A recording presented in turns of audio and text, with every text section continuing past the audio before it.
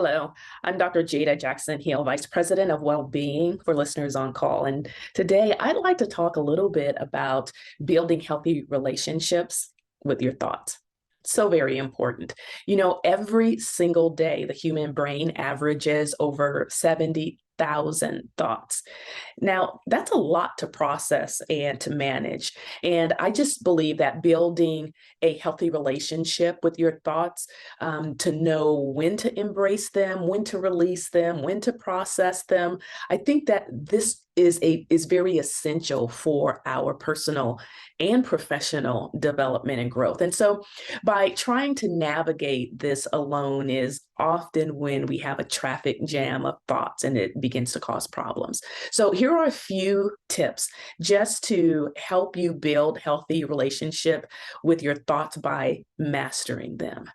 And so, first of all, before I dive into the thought or dive into the tips, I just want to say that the human brain itself can be thought of as a thought producing machine. And even if you live alone with no human contact, the brain keeps chugging right along, literally throwing random thoughts at you, even if there's no one around. And so the frequency of the thoughts, I believe, can be reduced, but never eliminated. And so here are a few things that can be done to help master your thoughts. First of all, notice them. Just as you notice and understand your emotions, pay attention to your thoughts. There are far too many thoughts for us to write down. So just pay attention, just become aware. This is self-awareness, and notice how negative your thoughts are. In other words, if you feel bad, or negative or sad because of how you're thinking, those would constitute a negative thought. Now, just think about it. If you had a friend that spoke to you the way you speak to yourself, you'd likely find a new friend. And so it's important for us to really look at how we talk to ourselves. Number two, categorize your thoughts. It's okay to put a label on each thought. You can come up with your own labels, but a few suggestions might include the past, the future, fantasy-like thoughts, critical thoughts.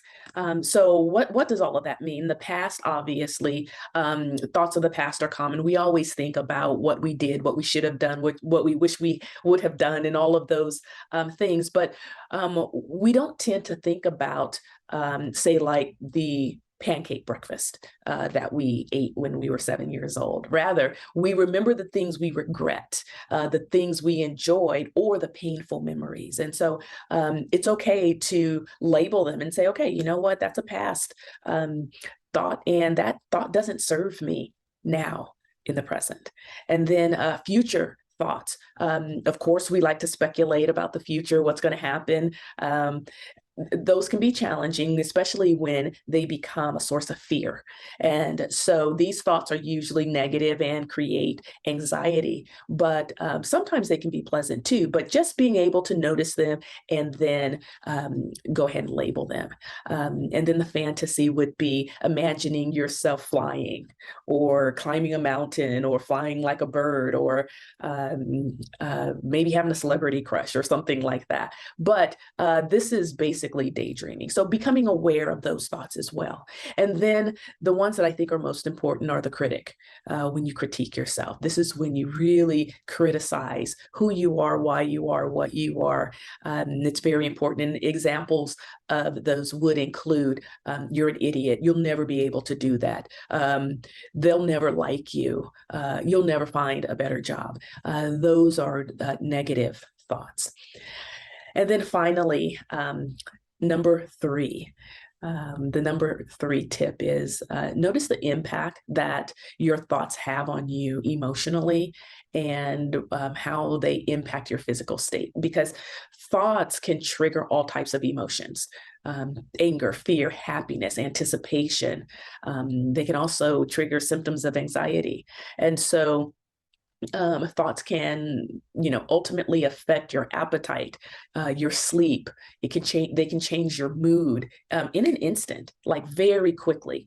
It can change your decision making and your ability to make healthy choices. And so I believe that you'll quickly come to see that the mind is a powerful thing, but it's also a very strange thing because you think about all sorts of odd things at random times, and it's like you're living with multiple people trapped in your head.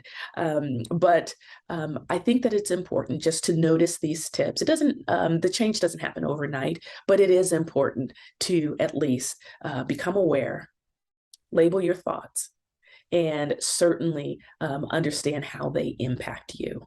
And if you need someone to talk to, it's also a good idea to vent and to be able to get those thoughts out of your head, and having human connection and connecting with people surrounding some of those negative thoughts can help you shift and reframe those negative thoughts into more positive thoughts. And so I want to leave you with a quote from Michelangelo, who said, "If people knew how hard I worked to get my mastery, it wouldn't seem so wonderful at all." So we can work to change negative thoughts, and we can master them based on the work that we put in.